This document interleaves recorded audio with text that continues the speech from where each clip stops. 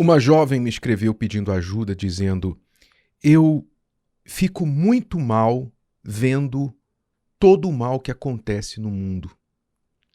Ela estava falando de como ela se sentia vendo as notícias, vendo mortes de inocentes, crianças, bebês sendo estuprados, pessoas morrendo na guerra, e enfim, ela falou lá, deu uma lista de coisas que ela sentia como uma grande injustiça e sem entender por que Deus permite tudo isso no mundo, ela estava muito mal.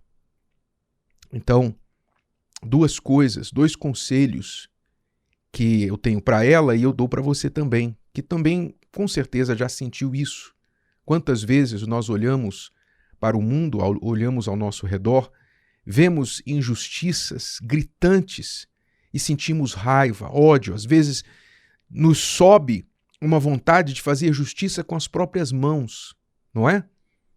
Mas não se esqueça que justiça com as suas próprias mãos certamente vai resultar em injustiça também, normalmente. Mas vamos lá aos dois conselhos que eu dei para ela e dou para você. Muito bem. O primeiro conselho é: você não deve ficar vendo tudo que se publica em redes sociais e noticiários. Não é? Uma dieta diária de horas e horas de consumo de notícias ruins não vai fazer bem para ninguém. Não vai fazer bem para a sua saúde mental. Eu não estou aqui defendendo a ignorância. Eu não estou dizendo aqui que ignorância é o paraíso. Não. Eu estou dizendo que você, pelos mesmos motivos que você não ingere lixo para fazer mal ao seu corpo, você também não deve ingerir informações que vão fazer mal à sua mente, à sua saúde mental, emocional, espiritual. Você não precisa ficar acompanhando tudo o que está acontecendo no mundo, todas as notícias que acontecem nesse mundo. Isso é uma dica, não é? Porque claramente transpareceu através da pergunta desta jovem que ela era ávida nos noticiários e nas redes sociais e em tudo que se fala de ruim neste mundo. E não se esqueça que, devido a um fator humano, que o ser humano ele está sempre inclinado para as más notícias, são más notícias que dão ibope, não é? Não são as boas notícias que dão ibope normalmente, mas as más notícias que dão ibope. Então, quando você consome as notícias, você tem uma impressão que o mundo é 100% mal. Você tem a impressão que só acontece coisa ruim no mundo. Mas existem muitas coisas boas, graças a Deus, existem muitas coisas boas, existem muitas pessoas do bem e muitas coisas boas acontecendo no mundo, só que elas não ganham espaço nos noticiários. Então, quem julga o mundo pelos noticiários está captando uma visão enviesada, a visão daquilo que dá notícia. Então, por isso você tem que ser muito controlado, inteligente, comedido naquilo que você consome, seja de notícias ou de qualquer outro tipo de informação. Então, esse é o primeiro conselho. E o segundo ponto, mais profundo, não é? Por que nós sentimos esse senso de injustiça quando vemos coisas erradas acontecerem? Obviamente, se ela se sentia mal, se sente mal de ver tanto mal no mundo, isso é fruto de que dentro dela há um vetor, uma bússola que aponta para a justiça.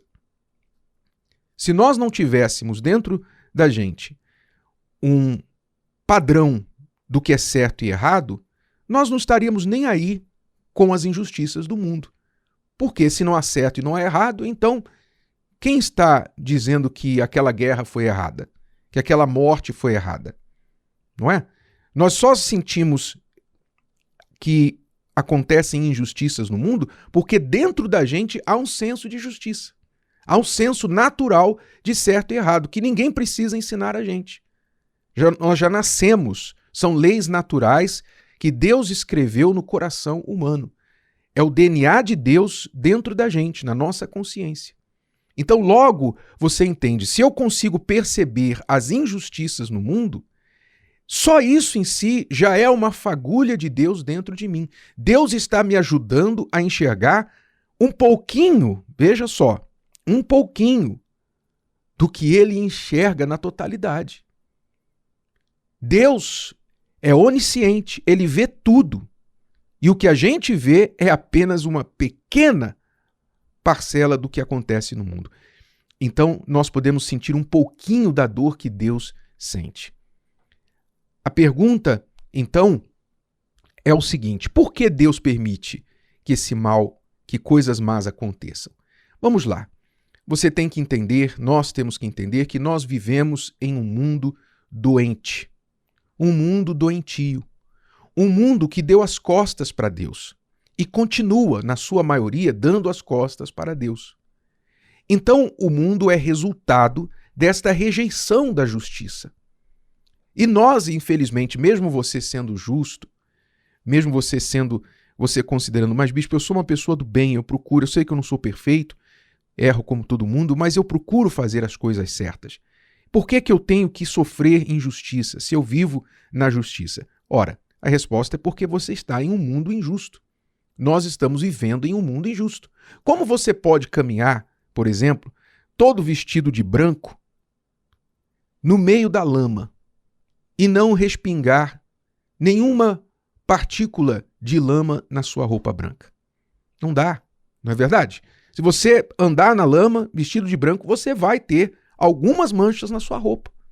E nós estamos vivendo em um mundo, um lamaçal moral.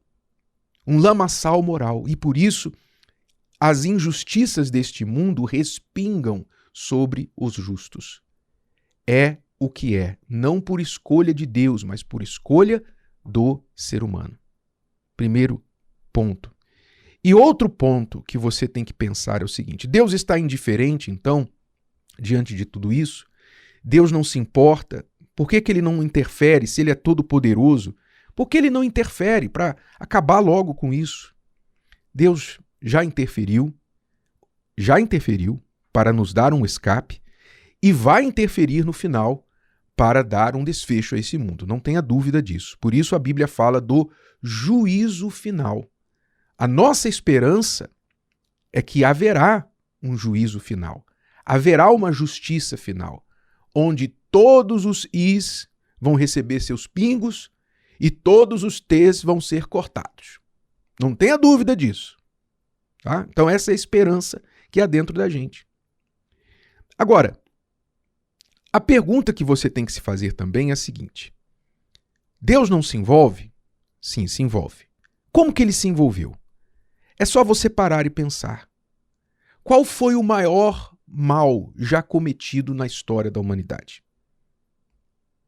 Se você tivesse que dizer para mim assim, do seu conhecimento, qual a maior maldade que o ser humano já cometeu em toda a sua existência?